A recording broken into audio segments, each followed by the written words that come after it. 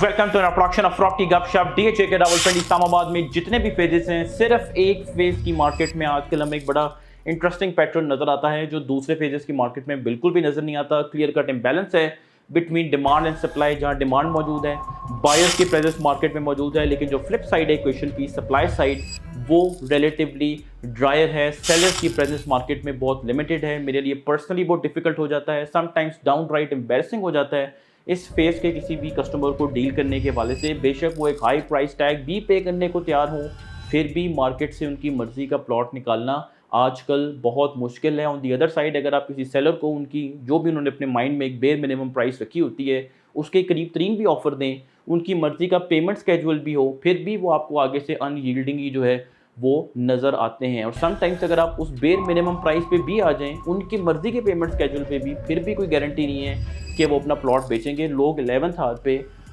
अपनी प्रॉपर्टीज़, अपनी selling decision को जो है वो पोस्टपोन कर देते हैं, होल्ड कर लेते हैं। लोग सेकंड गेसिंग, थर्ड गेसिंग जो है वो कर रहे होते हैं। आप कह लें कि जो एक स्टैंडर्ड थ्योरी इकोनॉमिक्स की, लॉ ऑफ सप्लाई, जो ये कहती है कि प्राइस बढ़ेगी तो सप्लाई भी बढ़ जाएगी, कंप्लीट ब्रेकडाउन जो है हमें डीएचए रावलपिंडी इस्लामाबाद के इस फेज में अब नजर आता है, इवन स्टैंडर्ड इकोनॉमिक्स का भी। In case you guys haven't figured out which phase I am talking about, then it is DHA phase 5 Islamabad, and there can be only one explanation of this imbalance, this abnormality, and that is कि अब सबको पता है, everybody can foresee, as far as I am concerned, is pretty much writing on the wall कि DHA पिंडी इस्लामाबाद के जितने भी phases हैं जिनकी कंपेरेटिव लेवल ऑफ मेच्योरिटी है, I am talking about DHA 3, DHA 4, DHA 5, इन तीनों फेजेस को आप पेपर पे रखें, ऑन पेपर का कंपैरिजन करें, no phase will come close to the share scale and scope of DHA phase 5 Islamabad. चाहे आप इस फेज का विजिट करें, चाहे आप इसको मैप पे देखें, चाहे आप इसको वीडियोस के थ्रू देखें, connectivity, immunities, future perspective, nothing can come close to this phase. और इस फेज के प्लॉट होल्डर्स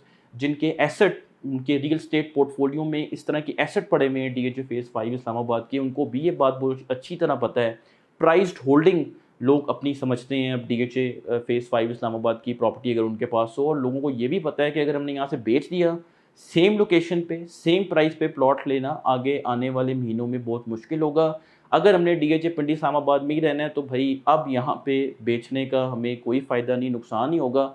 इसको रखने में ही अब फ़ायदा है। सिर्फ एक केस में अब लॉजिकल है कि आप DHA फेज 5 इस्लामाबाद की अपनी प्रॉपर्टी बेचें कि आपका पूरा का पूरा इंटरेस्ट ही DHA पिंडी इस्लामाबाद से उठ गया। मतलब आपने डिसाइड कर लिया है कि मैंने DHA पिंडी इस्लामाबाद के अब किसी भी फेज में नहीं रहना, मैंने किसी और हाउसिंग कम्युनिटी में रहना है। And I kid you not, the case against it is very convincing. लोग आजकल DHA फेज 5 इस्लामाबाद का कंपैरिजन DHA 2 से भी जो है वो करते हैं। लोग अपने घर DHA फेज 2 इस्लामाबाद में समटाइम्स आई हैव नोटिस कि वो बेचते हैं जो अंदर स्ट्रीट्स वाले एरिया में होते हैं, कि DHA फेज 5 में कोई top of the line plot ले लेंगे, उसके ऊपर कंस्ट्रक्शन कर लेंगे। चूँकि अभी भी कंपैरेटिव प्रॉपर्टीज़ का एक price advantage DHA phase 5 Islamabad को मौजूद है। कोई आप कह लें 10 से 20 मिलियन का गैप मौजूद है। लोग उसको एक्सप्लॉइट जो है वो कर रहे होते हैं। कुछ लोग ये भी कहते हैं कि फ्यूचर में DHA फेज 2 इस्लामाबाद का जो स्कोप है वो शायद DHA 2 से भी बेहतर हो। ठीक है, मेरा भी अपना ओपिनियन ये है कि if not better then certainly at par होगा DHA phase 5 Islamabad to DHA phase 2 Islamabad. बड़ी सिंपल सी लॉजिक है, you do the next one better than you did the one before. ठीक है, फिर आप एक और चीज़ देखें, during the last 3 to 4 years जो प्लॉट मेरे हाथों से बिके हैं DHA फेज 5 इस्लामाबाद के, not even a single individual has come back कि भाई अब मैंने अपना प्लॉट बेचना है। जो भी यहाँ प्लॉट लेता है या तो उसने अपना घर बनाना है या उसने अपने प्लाजा की कंस्ट्रक्शन करनी है। And coming to commercial plots, मैं आपको ये भी बड़ी इंटरेस्टिंग बात बताऊँ, सेम इम्बैलेंस आपको कमर्शियल प्रॉपर्टीज़ में भी नज़र आता है। लोग अक्सर कहते हैं कि DHA एक्सप्रेसवे पे कितनी ज़्यादा ओवर सप्लाई है। मैं खुद भी ये कहता हूँ कि इसको भरना बहुत डिफिकल्ट होगा, लेकिन फिर भी आपको वहाँ पे आपकी मर्ज़ी के ब्लॉक्स में 8 मरला या 4 मरला के कमर्शियल प्लॉट्स नहीं मिलते। लोग सेंट्रल कमर्शियल को भी कहते हैं कि जी ये तो अभी इधर बड़े प्लॉट पड़े हुए हैं, इधर पता नहीं कब आबादी होगी, पता नहीं कब रेंटल आएंगे। आपको आपकी मर्ज़ी का प्लॉट वहाँ पे भी नहीं मिलेगा। सो ना सिर्फ रेजिडेंशियल में बल्कि कमर्शियल में भी आपको ये बैलेंस एट प्ले नज़र आता है। मैं आपको एक और इंटरेस्टिंग ऑब्जर्वेशन शेयर करूँ आपके साथ, तो 5 मरले का प्लॉट 1 करोड़ 30 लाख से नीचे अब आपको नहीं मिलता। ये वो प्लॉट है जो 1-1.5 साल पहले करोड़ करोड़ 1 करोड़ 5 लाख तक गए हुए थे, अब आपको एक 30 से नीचे नहीं मिलता। 8 मरले का प्लॉट जो एक 20-25-30 की ब्रैकेट में था 1-1.5 साल पहले, 1,50 से नीचे अब नहीं मिलता। ओवरसीज सेक्टर के में आपको 2 कनाल का प्लॉट नहीं मिलता, कनाल का भी चर्च का प्लॉट आजकल नहीं मिलता।